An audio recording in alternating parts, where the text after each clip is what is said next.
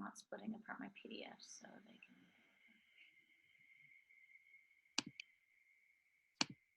Oops.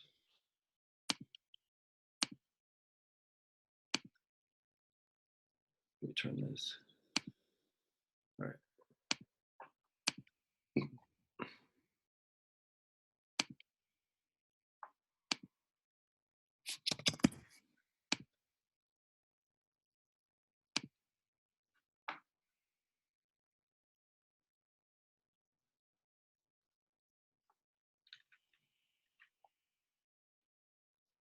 Tell me when we're live. And I'll stop submitting offers.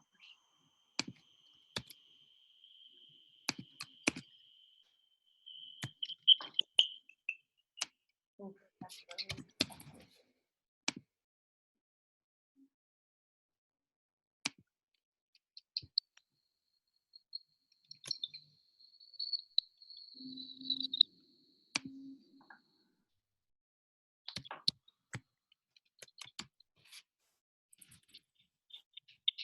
All right. You ready? Yeah, I'm ready. I need to turn my volume down. Yeah, you need to.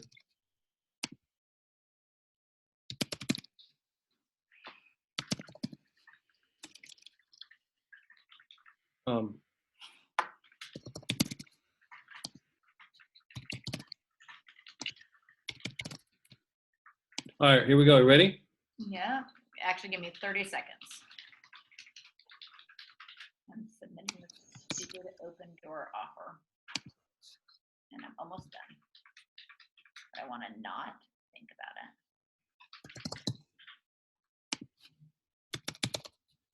All right, done, ready. Oh, crap. Whoopsie. All right, let me try it again. Because it doesn't, after a while, like I have to do it, I have to go live quick, otherwise it shuts it down. So let me do it. Sorry. It's all right.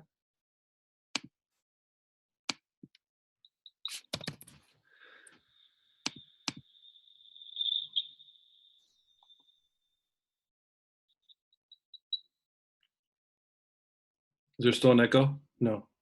A little, not terribly. Says it's recording. Like my hair is doing really weird things with one piece.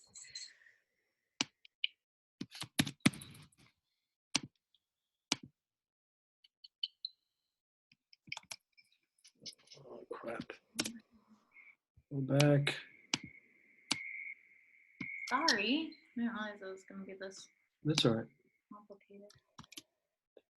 All right, really, look at this piece of my hair. I can't see right now. No clue what it's doing. Floating around. It's my TV show too. When I do my TV show, I'm always like, okay, pause. Let me look in the monitor at my hair really fast because it's doing really crazy things. I have so much hair. Jim calls it my lion's mane because I wake up in the morning, my hair is like, oh. All right. Let me see if I can pull this off here.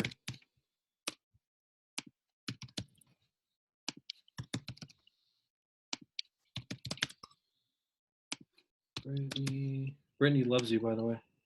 Who, Brittany? Oh, I love her. All right, here we go. Ready? Yep.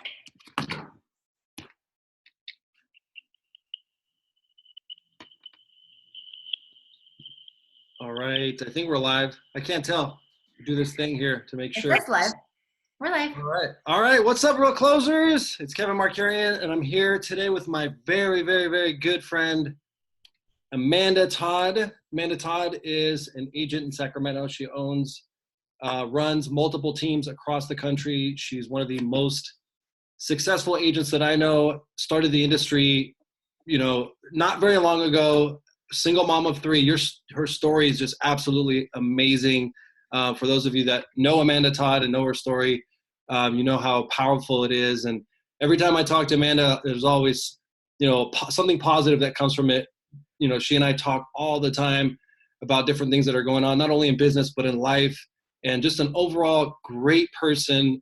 If you haven't had a chance to talk to Amanda or meet her, definitely reach out learn more about her, look her up. Just an amazing person. Just super excited to have you on today, Amanda. Thank you so much for joining us. I'm thrilled to be here, and that was quite the introduction. So thanks, Kevin. Well, it's funny because we posted about the talk today, and I got a bunch of people commenting about like meeting you and knowing you, and how you've helped them and how you've inspired them. So just really cool to have you on today, especially with your ultra busy schedule. So thanks for joining us. Let's jump right in. I mean, let's for those that don't know about you, you started in the industry. Maybe it's been maybe 5 or 6 years. 5 years now. 5 years. In fact, like today. 5 years today. Okay, that's cool. Basically, yeah. I mean, I can tell you the story.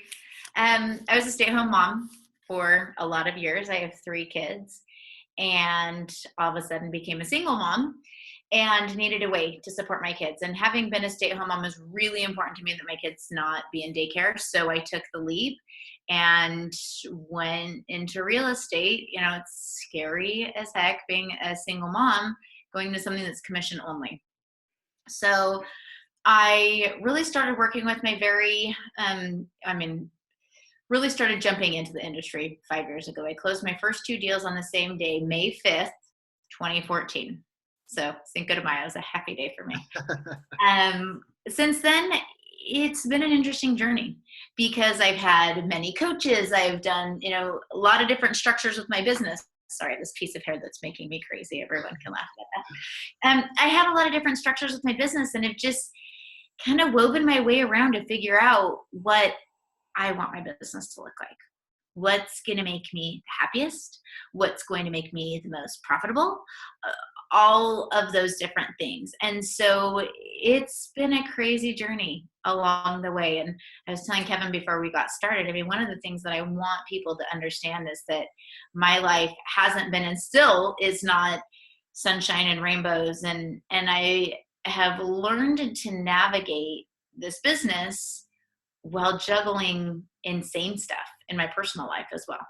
Yeah. And starting out, I mean, single mom of 3 kids, you didn't have a nanny, you didn't have help. I mean, you were mom. And I was. And you were managing your business and entering into a business that's 100% commission. Tell us about that and how you overcame that, because that's a big challenge for, a lot of people out there that are dealing with family and dealing with, other things that are going on in their life. How did you overcome that, being able to manage and deal with your kids at the same time? Well, step 1 is when you have things like that to overcome, you have to compensate for it in other ways. So every appointment I showed up to, I was dressed up, put together professionally. Like that was so, so, so important because I felt like I had other things to compensate for. I earned the nickname. I did not give it to myself. Chris Smith, love Chris Smith, nicknamed me $1 Million Mom because I started selling luxury real estate while I was driving a Honda Odyssey minivan. And I mean, there were times I even had to take my kids with me to showings. I never brought them in. I would have them, watch a movie or whatever in the car and say, okay, this is the house I'm in. If you need me, this is where to come find me. Because having just the utmost professionalism, yet still being real was really important to me with my clients. And I think that one of the things that I always tried to be very conscious of was being real, but not making excuses. And so I would learn how to have a talk track with my clients.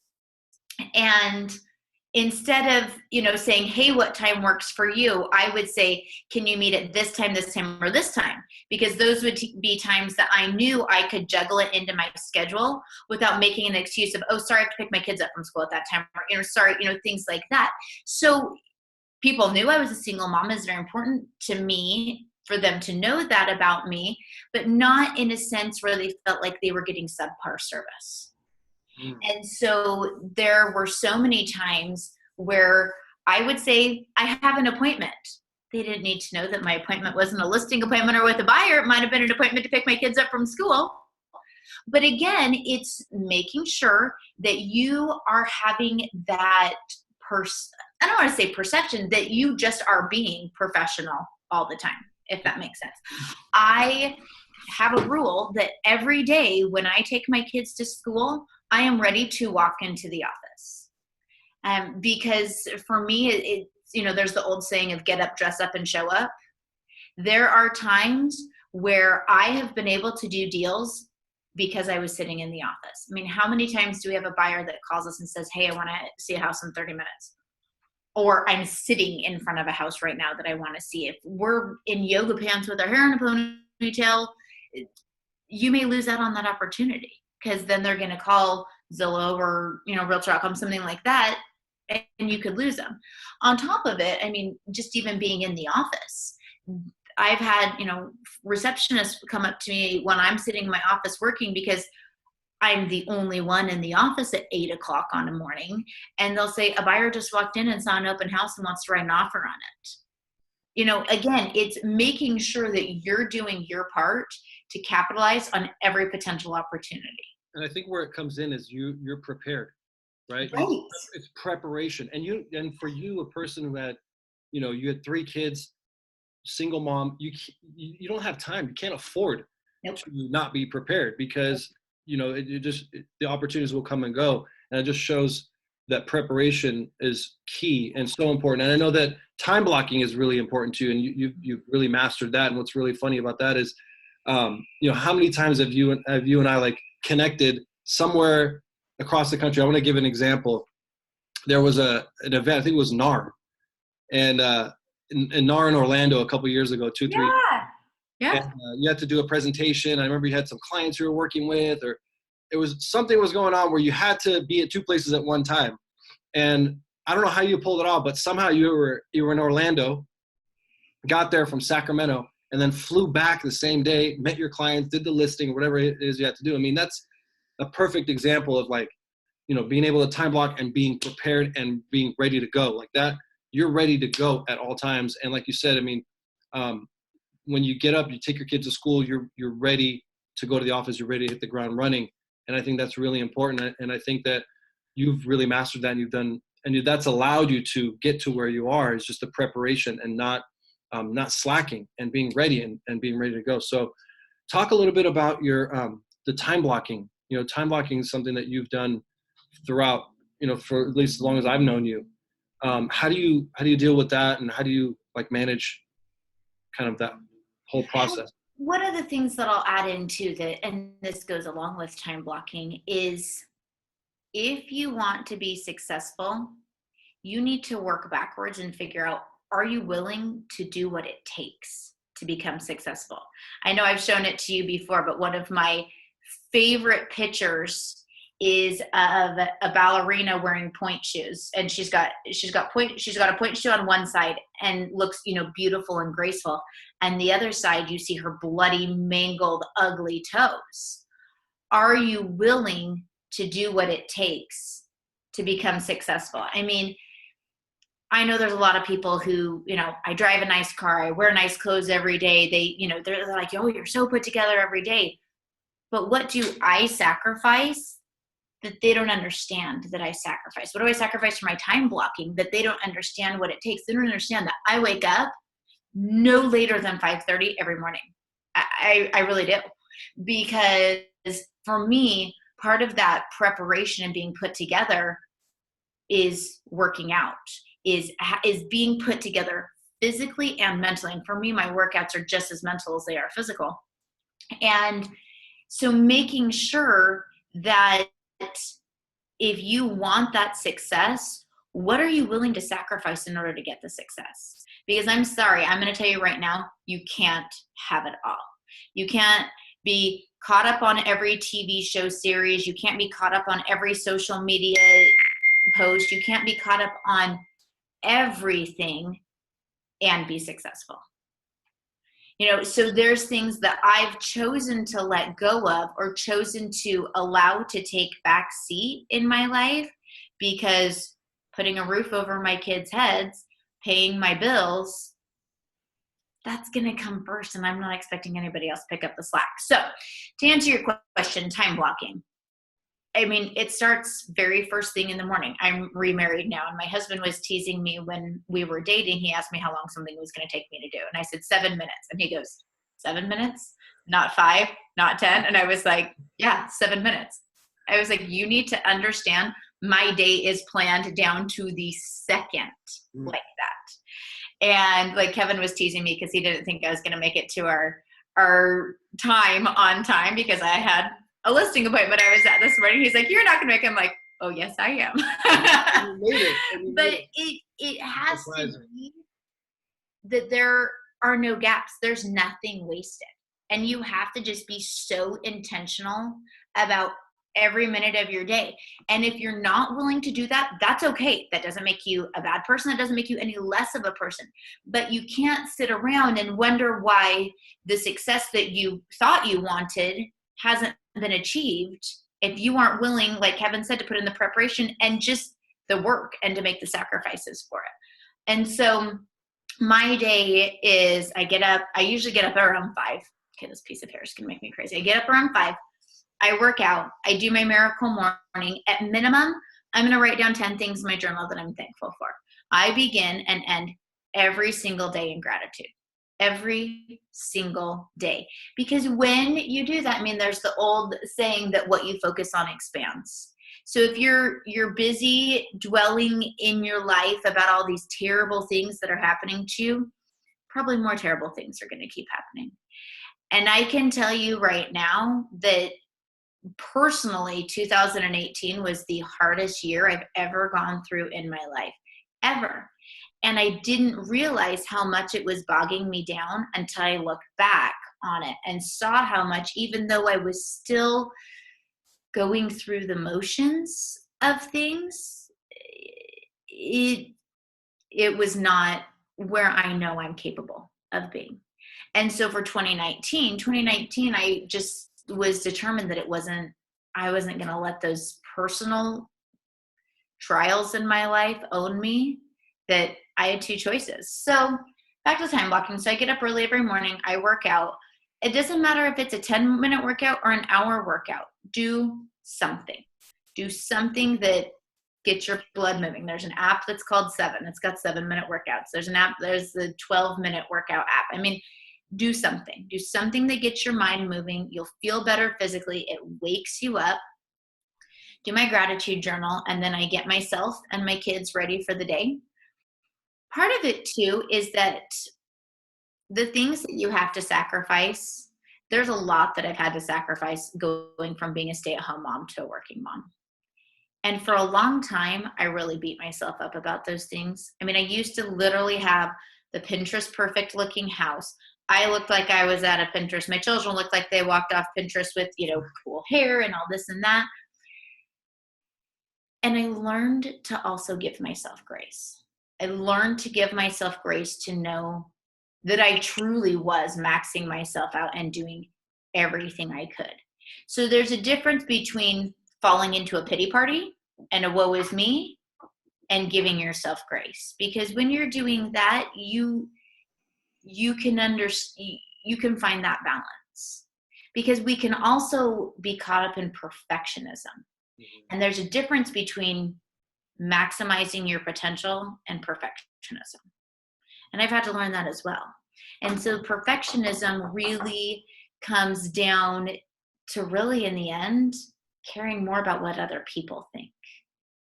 Right. And I've learned for myself that giving myself grace and having a good relationship with myself, I know where I'm doing my best and where I'm not, and pushing myself enough into that. I hope that makes sense. And in finding that space.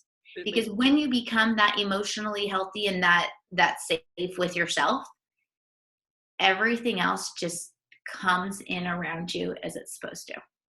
Do you think that part of that includes letting go? Yes, I definitely do. The perfectionist in you wants to hold on to that and want to let that go. And it takes that courage to let go and to focus on the things that you know are important. And you and I talk to some really high level people, and I think that's one of the big challenges that people that are doing things at a high level that want to take their business to the next level are faced with, and that is letting go. Whether it's like you're talking about the perfectionism, whether it's in some situations people is like, I can't let go of my clients because I'm afraid to hire an assistant. I'm afraid to bring people on my team because they're gonna mess things up, or the things aren't gonna be the right way. And it's all really comes down to the courage that we need to have to let go of whatever it is that we're holding on to, and then focus on those things that are important. So, I mean, that's awesome that you're able to do that. Well, and especially one of the things, like you were saying, hiring an assistant. I remember the first time I hired someone, I was like, oh my gosh, I am now going to have a W-2 employee that I'm responsible for payroll happening. That I really, if you're running your business how you should be a W-2 employee of your own business. Like, really, that's how it should be. But that's a story for another day. But one of the things that I've learned is that it's better to do something imperfectly than nothing flawlessly.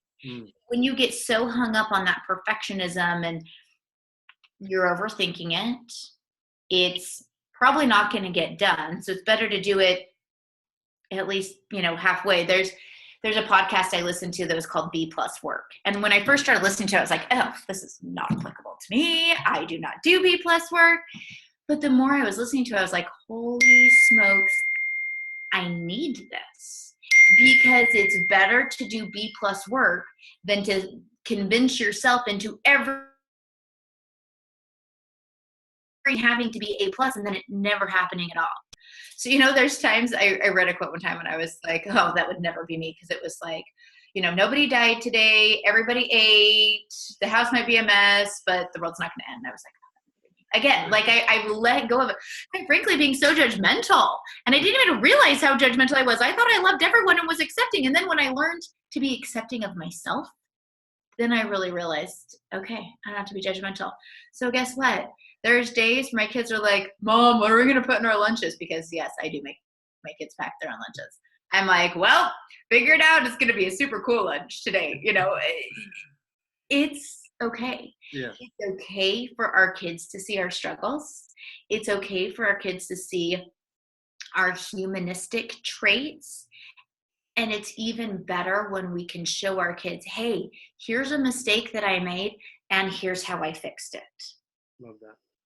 And so, like, for example, the other day, I had a seller call me and he was really upset about something that hadn't gotten done. And it was, it was something I had delegated out and it didn't get done. But I said to him on the phone, I said, you know what? I will fully own that is my mistake. I dropped the ball on that. I will make sure by the end of the day that it's finished. Totally owned the error. Mm-hmm. My kids were in the car and heard the whole conversation and they were like, man, Mom, that guy was really mad. And they're like, you weren't defensive at all. I said, you're right. I said, because even if it was, maybe he was a little out of line and how upset he was, at the end of the day, you are going to be in so much less trouble in life if you just own your stuff and say, and here's how I'm going to, do better on that. Well, fortunately, my kids were also in the car when later that afternoon, this was like, I think I was driving him to school, which I don't typically take phone calls, but he'd like texted me and called me. I don't typically take calls when I'm driving my kids to school or picking them up. But later in that afternoon, he called me and he said, hey, there's a property that I'd like to pay cash for. Can you write up the offer for me? Nice. So I was able to show my kids right there. Okay, guys, see, I screwed up. I owned it. He was happy by the time we got off the phone call. Do you think he would have called me later in the day to write a cash offer on a property if I hadn't made it better, if I hadn't owned my mistake? No, we're going to make mistakes in life. But it's not about dwelling on those mistakes. It's how are we going to move forward and fix them. Yeah, love that. I want to ask you, because you're obviously doing business at a very high level, you're managing teams across the country, you have lots of things going on. What are some things that you're focusing on right now inside of your business that you're seeing that's really helping you grow? And in terms of like, where are you generating a lot of your deals from? Where are you focused in terms of your dollars, your marketing dollars? And what do you have to say to people that are thinking about marketing and strategy in terms of their business growth? That's a lot of questions because there's a lot of pieces to that. So I have grown my business super huge and then I've pulled it back in and grown it and pulled it back in. People call it the rubber band effect because I don't have an MBA. I don't have a business background. I didn't walk into, a real estate business that was already going. So I have learned that it's really easy to spend, it's really easy to make a lot of money in this business, and it's really easy to spend it all and not keep a penny of it. Mm. Kevin, you and I have had tons of conversations about this and profitability and things like that. So if I could give one piece of advice to people, it is that audit your expenses in your business every single month. And do not outsource your bookkeeping. I mean, I have a professional bookkeeper just, because my CPA likes to have that. But review your own profit and loss statement. And if you don't have a P&L, make one. Know where each of your deals come from so that you can know, hey, this money I'm spending, I'm getting a return on it. Yeah. I feel like we get so busy getting more deals and being busy and this and that we don't stop to look at the minutia. Especially, it seems like agents who do really well are like a high D personality like me, and spreadsheets and QuickBooks, pull my eyes out, please. Like, that is not my thing. But I have learned, and I've learned the hard way, that on paper, it might look like I am bringing home a bucket load of money, but the amount from my S Corp that actually flows through to me personally is like nothing. Don't fall into that trap.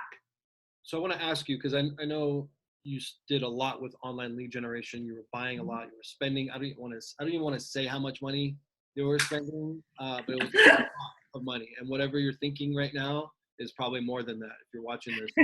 Yeah. So are you? What do you have to say about that? Are you still doing heavy online lead generation? And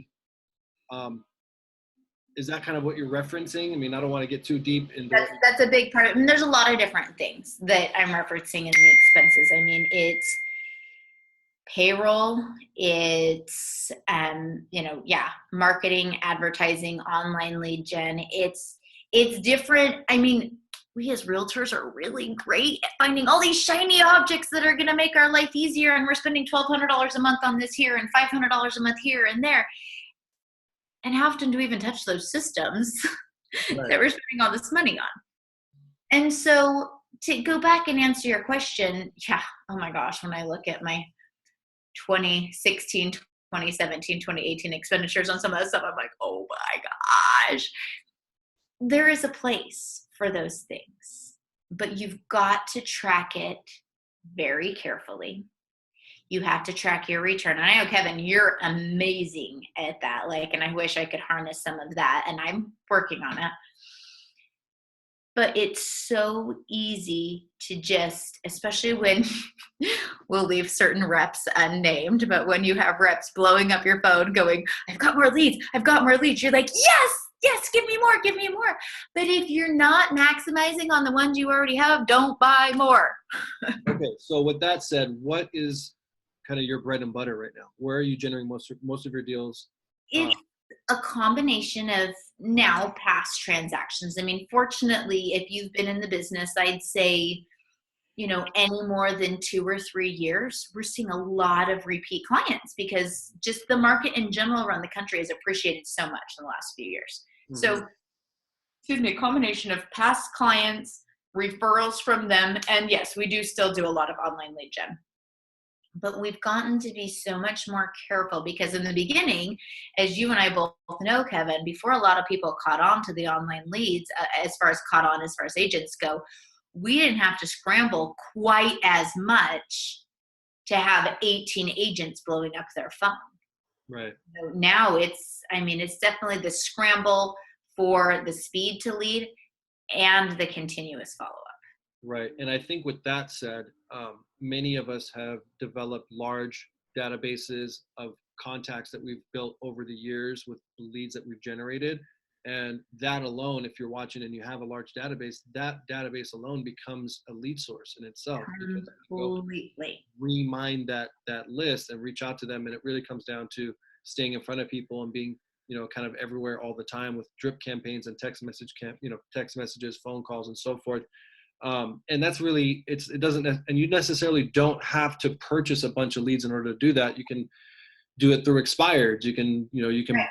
have access to people that have on like FISBOs or what have you. Are you doing anything with that? And in terms of like your campaigns, what are you doing to follow up with those older leads? So because it's kind of the balance of man hours versus outsourcing. And again, B plus work is better than it not happening at all.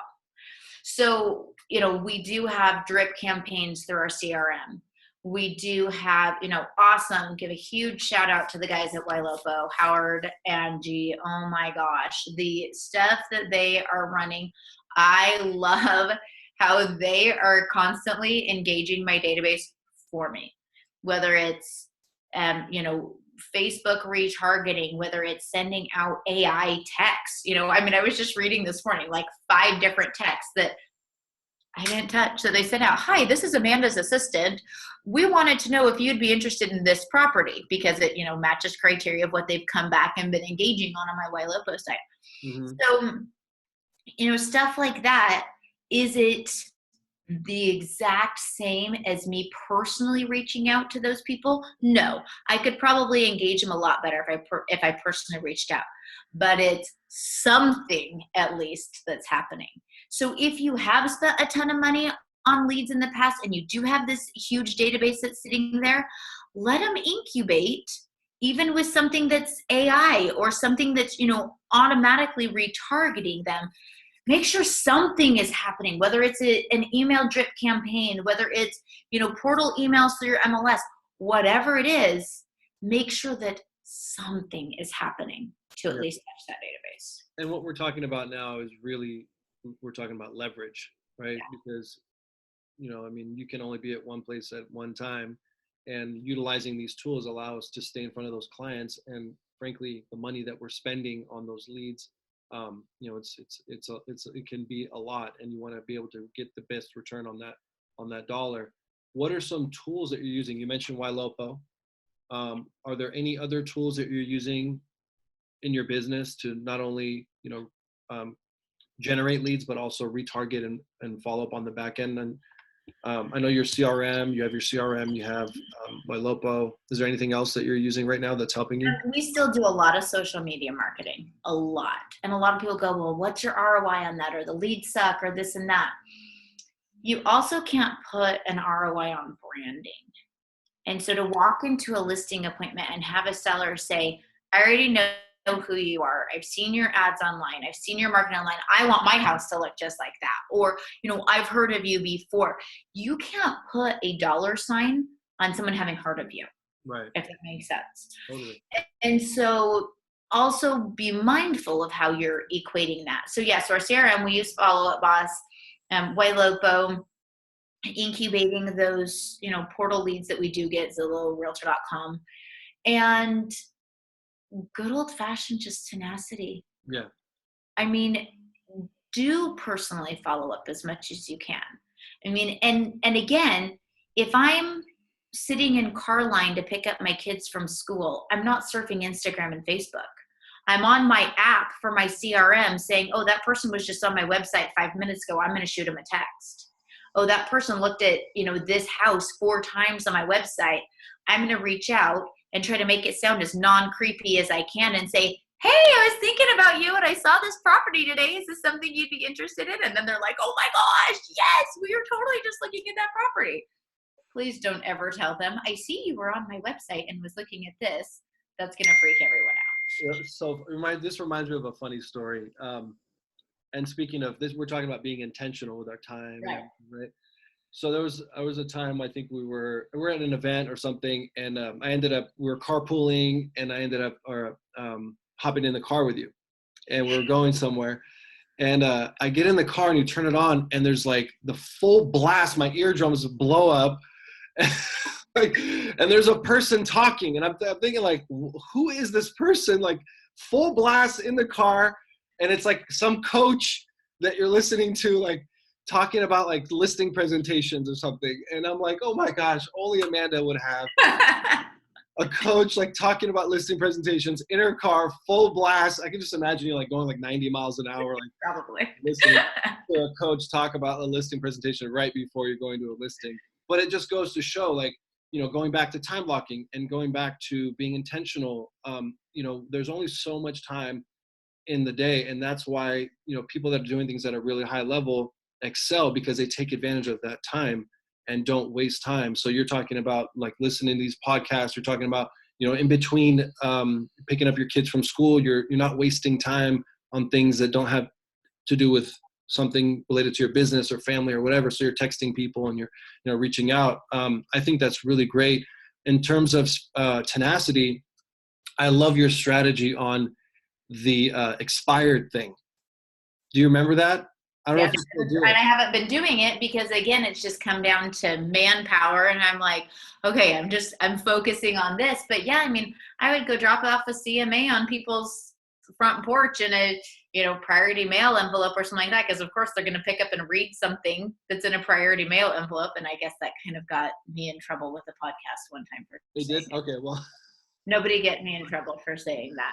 But yeah, I mean, get in front of people. Get in front of people, but also in a way that's super authentic. And if there's one thing that I can say that I don't know if this is, going back to letting go, what we were talking about a minute ago, Kevin, I think I joke around about saying people have commission breath. Don't ever have commission breath. Do 100% of the time what is best for your client, not what's best for the deal, not what's best for your pocketbook. Do 100% of the time what is best for the client, and it will come full circle. If you feel like you are fitting a square peg into a round hole constantly, you're not doing something right. I mean, yes, don't get me wrong. We need to work hard and we need to be, very determined, but it will come across as very inauthentic and disingenuous for what's in the best interest of your client. I mean, I was sitting and talking to a client last night. I had her in contract on over $1 million purchase with new construction. I had her in contract. Well, the property wasn't going to be done for like 10 months and she needs to move right away. We're negotiating a deal on another $1 million purchase instead that's already built with a lunatic agent. I'm not even joking you. I mean, this agent was sending me like 10 texts at once, like texts that were like as long as my entire phone screen. And I just said to my client, I said, Anna, I think you just need to walk away. I think you just need to walk away from all of this. You're not in love with any of this. I think you just need to walk away. Take a breather, regroup, figure out what's going to be best for you. And that may seem so counterintuitive to sales. I'm not a salesman. To me, sales does not equal convincing. If you are convincing someone to buy or sell a house, that's most likely not in their best interest. And that will come back to bite you every single time. And I feel like that's how I built my business as a brand new agent. And I was always so conscientious of not wanting to come off like a car salesman. Was I terrified? Did I need those commissions to pay every single bill and to feed my babies? I did. But I promised myself that I would never act like a salesman and I would never be so commission hungry that I would ever compromise something for the best interest of my clients for the sake of keeping a deal together. Mm-hmm. And it might not even have been something that would have been wrong per se, like, ethics violations or anything like that, but just following my gut in what was, in the best interest of the clients. I was in a listing appointment the other day and I walked through the house with the sellers and I'd done, a lot of research. I'd seen they just done a cash out refi and they had told me that they were interviewing several agents. So I walked in and, sat down, walked through the house with them and sat down with them. And I just said, look, I'm going to be really frank with you. There's a lot of agents who are going to walk in here and say, oh, I can sell your house for $575 or, oh, I can sell your house for this. I said, at the end of the day, you actually owe more money on your house than it's worth. And we need to talk through what it's going to be like to do a short sale, because if you want to not live in this house anymore, you're going to have to short sale your house. And I, said it just like that. And the wife started crying and the husband let out this big sigh. And I'm like, oh crap, I just tanked this listing appointment, but I'm not going to sugarcoat it. I'm not going to lie to them. And she said, thank you. And I kind of looked at her like I was kind of surprised. And she said, we have interviewed so many agents and they have come in here. And she goes, we can smell BS from a mile away. And he goes, I love that you didn't walk in with this like laminated presentation on here's how great and amazing I am. He goes, that's great, but we wouldn't have called you if we didn't think that you were probably a really good agent to begin with. He said, we don't need to be sold on people. We need the truth on what we can expect from the sale of our home. Yeah. And so to me, and again, not everyone, some people do need the fluffy and, gauge it, read people. But just remember that being real and authentic and still professional, so we're not crossing the line of dragging our personal life into everything, but walking that balance of being real and authentic and professional at the same time is what most people want. Yeah. It's so true. And maintaining that authenticity, people can read through the BS, like you said. And I think it also has to do with knowing who you are as well and doing the things that you enjoy, and not trying to force things like you talked about earlier. And I want to just mention something that you shared with me a long time ago. It was a book called Strength Finder 2.0. I think. Yep. And that was a really good book.